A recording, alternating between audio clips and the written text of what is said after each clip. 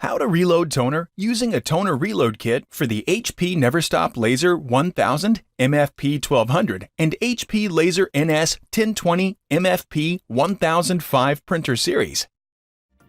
When the printer is turned on and the toner level indicator displays a +1 or 2 and the reload light is on, you know it is time to reload your toner with your toner reload kit.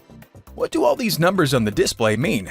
If the toner level indicator displays a +1, then add 1 toner reload kit. If it displays a +2, then add 1 or 2 kits.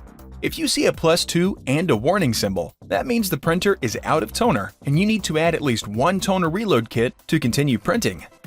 To open the toner reload kit package, tear at the notch and remove the kit.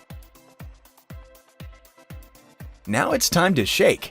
With the cap facing down, hold the kit, then shake it for 10 seconds to loosen the toner.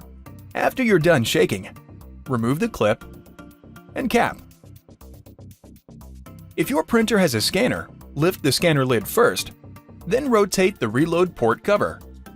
Insert the kit into the reload port, then rotate it clockwise a full 180 degrees until it stops. Here's the fun part. With one hand holding the base of the kit, push down on the plunger until it clicks. The toner level indicator will update its status as your printer fills with toner.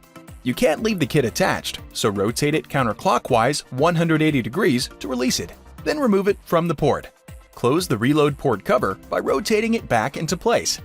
Lower the scanner lid, if you have one of course, and now you can continue printing.